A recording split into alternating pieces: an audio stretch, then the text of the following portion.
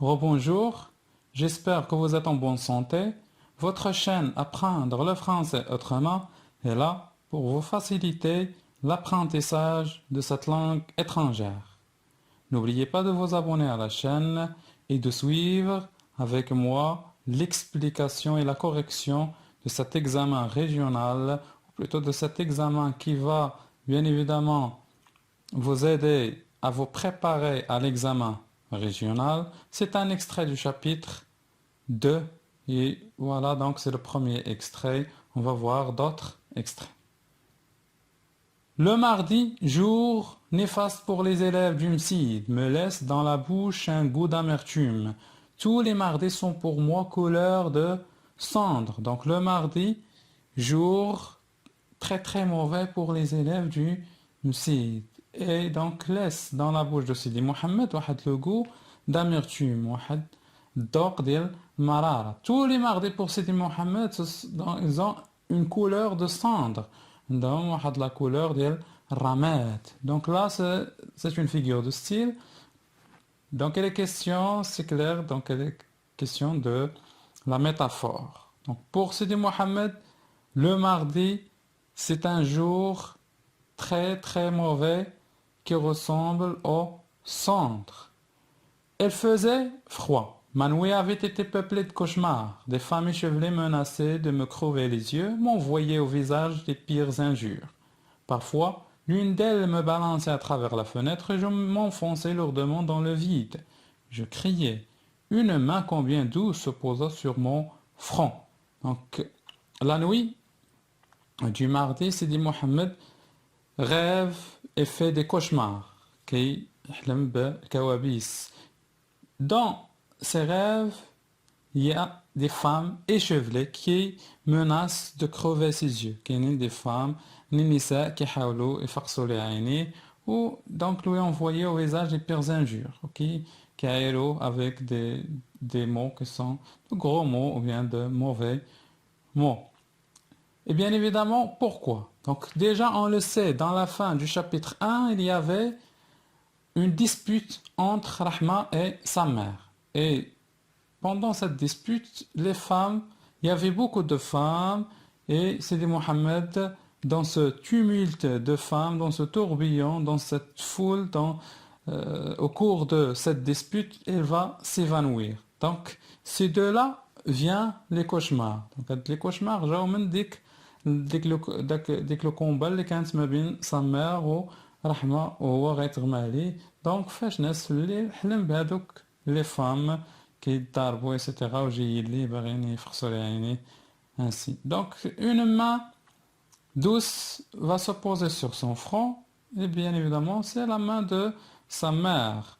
Le matin, je me rendais au MSID selon mon habitude. Le frère avait son regard de tous les mardis. Ses yeux n'étaient perméables à aucune pitié. Je décrochai ma planchette et me mis à annoncer les 2 ou 3 versets qui étaient écrits. Bien évidemment, le matin, il se rendit au MSID. Le MSID, on le sait, c'est une école coranique. C'est une école où on apprend le Coran.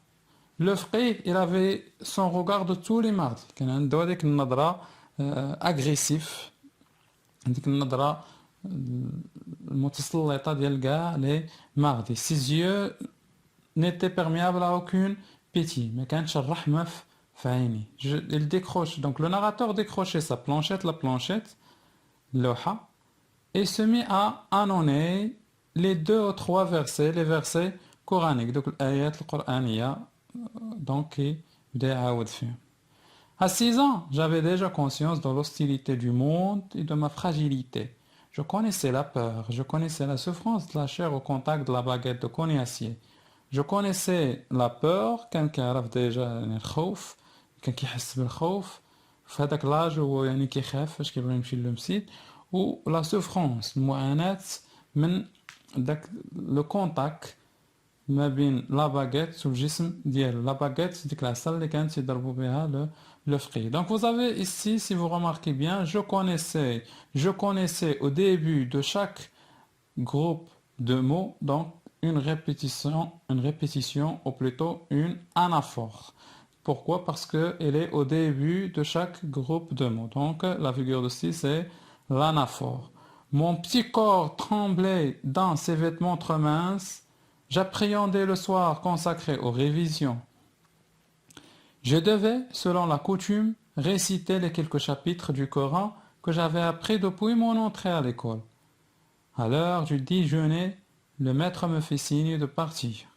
J'accrochai ma planchette, j'enfilai mes babouches qui m'attendaient à la porte du msid et je traversai la route. Donc il enfile les babouches, donc blari, donc les kisseino qui la porte de le msid. Nous avons une figure de style ici, bien évidemment. Voilà, on va voir de quelle figure de style s'agit-il.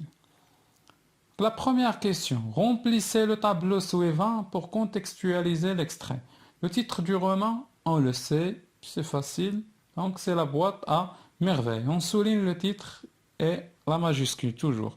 L'auteur, donc on le sait, c'est Ahmed Sefrioui, l'un des grands écrivains marocains donc, de la littérature maghrébine d'expression française. Une autre œuvre du même écrivain, c'est la maison de servitude. Vous avez d'autres œuvres. Le siècle, c'est le XXe siècle. Pour situer le texte, répondez aux questions suivantes. Qui raconte l'histoire? De quoi parle-t-il dans ce roman? Qui raconte l'histoire? C'est facile. De quoi parle-t-il? On le sait. Donc c'est le jeu qui est le narrateur, qui est le personnage principal, c'est dit Mohamed, qui raconte sa vie quand elle avait 6 ans. 6 ans. Que s'est-il passé entre la mère du narrateur et Rahma dans le chapitre précédent? Qu'est-ce qu'il y avait dans le chapitre précédent, dans la fin du chapitre 1? Que s'est-il passé? On le sait donc déjà. Dans le chapitre précédent, toujours on reformule la question pour répondre. Il faut formuler une phrase correcte. Dans le chapitre précédent, il y avait une dispute spectaculaire entre la mère du narrateur et la voisine Rahma. كانت واحد la dispute, واحد le combat ما بين Rahma ou la mère du narrateur. Quel est le genre de ce texte? Justifiez votre réponse. Ou bien quel est le genre de ce roman? Justifiez votre réponse. Aussi c'est facile. Elle est question d'un extrait tiré d'un roman autobiographique d'où je égale narrateur égale personnage principal raconte son enfance. D'où le je qui égale le narrateur égale le personnage principal raconte son enfance. يعني كيعاود لنا ولا كيحكي على الطفولة ديالو. Donc c'est le retour en arrière. Quel est le type de ce texte? Justifiez votre réponse. Aussi c'est facile. Le texte est à la fois narratif et descriptif, d'où l'emploi du passé simple de la narration, fit, accroché, et l'imparfait de la description, donc faisait. Où se trouve le personnage principal? Lorsque vous avez où, donc c'est dans quel lieu se trouve le narrateur? Où le lieu, makan. Bien évidemment, Sidi Mohammed se trouve dans le msid ou bien dans l'école coranique. Que faisait le narrateur dans ce lieu? Qu'est-ce qu'il fait Sidi Mohammed dans l'école coranique ou bien dans le msid? Le narrateur récite le Coran, c'est-à-dire les versets coraniques, sous la direction d'un faqih, qui est le maître du msid. Quel sentiment éprouve-t-il dans ce lieu et pourquoi? On a déjà vu, le narrateur dans ce lieu éprouve de la peur et de la souffrance car le faqih violente les élèves. Donc en utilisant quoi? En utilisant la baguette.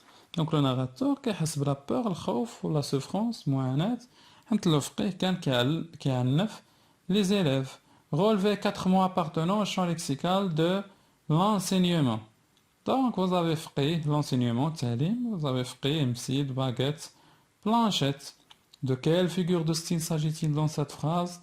J'enfilais mes babouches qui m'attendaient à la porte. Donc là aussi c'est très très facile. J'enfilais mes babouches. Les babouches, on a déjà dit que ce sont en arabe. Donc déjà c'est un objet. Les babouches c'est un objet. Le balgha qui attendent le narrateur. Les qui s'aiment le narrateur. Donc automatiquement le bab ديال le msid.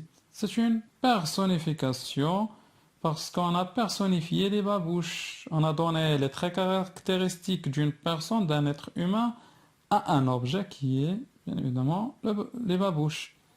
Comment trouvez-vous l'enseignement traditionnel dont parle Sidi Mohammed? À mon humble avis, donc toujours dans ce genre de questions, comment trouvez-vous, que pensez-vous, qu'en pensez-vous, quelle est votre opinion? Je commence par donc les adverbes d'opinion, les verbes de jugement, etc., etc. À mon humble avis, je suis contre ce type d'enseignement pour plusieurs raisons. Le type d'enseignement, tout d'abord, l'enseignant doit amener ses apprenants à aimer l'apprentissage et non le contraire. Donc l'enseignant il les apprenants, les élèves ديالو يبغيو يحببهم في المادة وفي التعلم وماشي يكرههم فيها. Ensuite, l'apprenant souffre beaucoup dans ce type d'enseignement. L'apprenant, l'élève, كيعاني بزاف هذا le type de l'enseignement.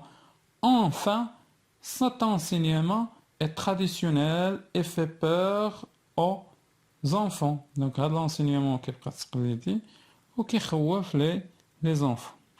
Donc, merci pour votre attention. J'espère que vous avez profité de cette explication et correction de cet examen. On se verra, Inch'Allah, dans un autre examen le plus tôt possible. Et je vous invite à vous abonner à ma chaîne YouTube, visiter mes pages Facebook et d'intégrer le groupe WhatsApp. Merci.